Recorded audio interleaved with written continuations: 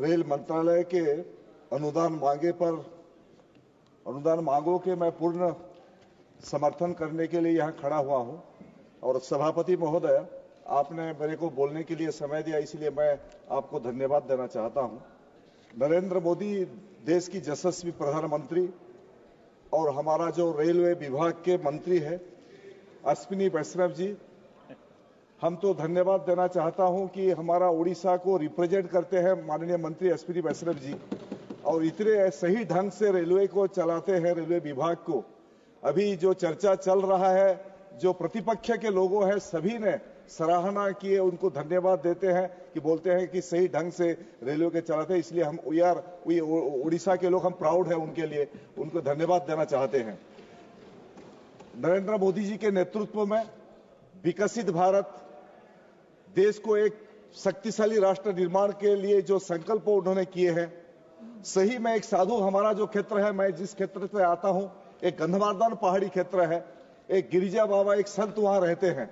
उन्होंने सही कहा, हमको एक दिन बातचीत चल रहा था, उन्होंने हमको बताया कि देश के आज जो प्रधानमंत्री नरेंद्र मोदी जी है, नरेंद्र मोदी जी का पूर्व जो जन्म था वो महाराज छत्रपति शिवाजी थे, और उसका दूसरा जन्म ये अभी नरेंद्र मोदी है। इसलिए वही इस राष्ट्र को एक विकसित राष्ट्र, दुनिया में सबसे शक्तिशाली राष्ट्र निर्माण करने की भावना से काम कर रहे हैं। मैं धन्यवाद देना चाहता हूं मोदी जी को, जिस विजन पे काम कर रहे हैं, जिस लक्ष्य से काम कर रहे हैं देश के आगे बढ़ाने के लिए। और अश्विनी वैष्णव जी को मैं सबसे पहले धन्यवाद इसलिए देना चाहता हूं कि वो जो एक बार तय कर लेते हैं काम करने के लिए, जो संकल्प लेते हैं। 2022 में हमारा एक उपचुनाव बाई इलेक्शन हो रहा था, मैं विधायक पद पे खड़ा हुआ था, और वहां बीजू जनता दल के सरकार था, और बीजू जनता दल का सरकार ने चैलेंज किए थे अश्विनी वैष्णव जी को। उन्होंने बोले कि अगर बरगढ़ से नुआपाड़ा एक रेलवे लाइन जो दसंदी के साथ डिमांड कर रहे थे, वो बोले कि आप कर सकते हैं क्या।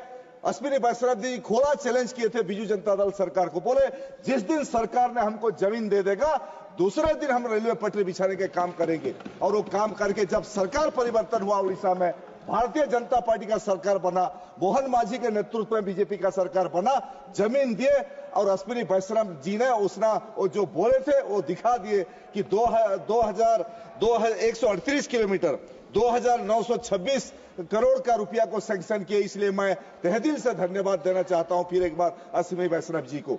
और मैं ज्यादा नहीं बोलता हूं, 2-3 बात मैं रखना चाहता हूं।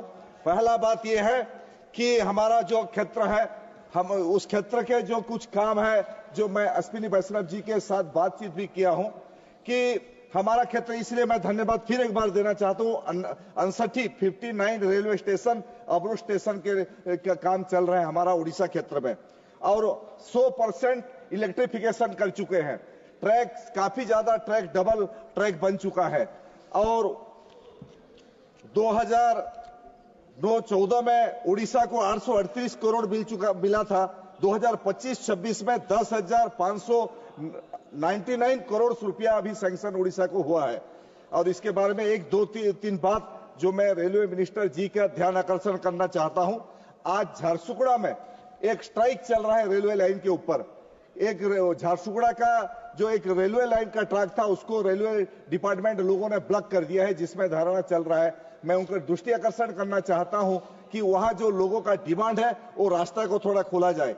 बरगढ़, बलागीर और सोनपुर 3 जिला से भुवनेश्वर हमारा जो राजधानी है उड़ीसा का, एक मणिंग में एक रेलवे ट्रेन चलना चाहिए। ये भी हम लोग डिमांड कर रहे हैं। सुबह एक ट्रेन बरगढ़ से भुवनेश्वर को जाना चाहिए।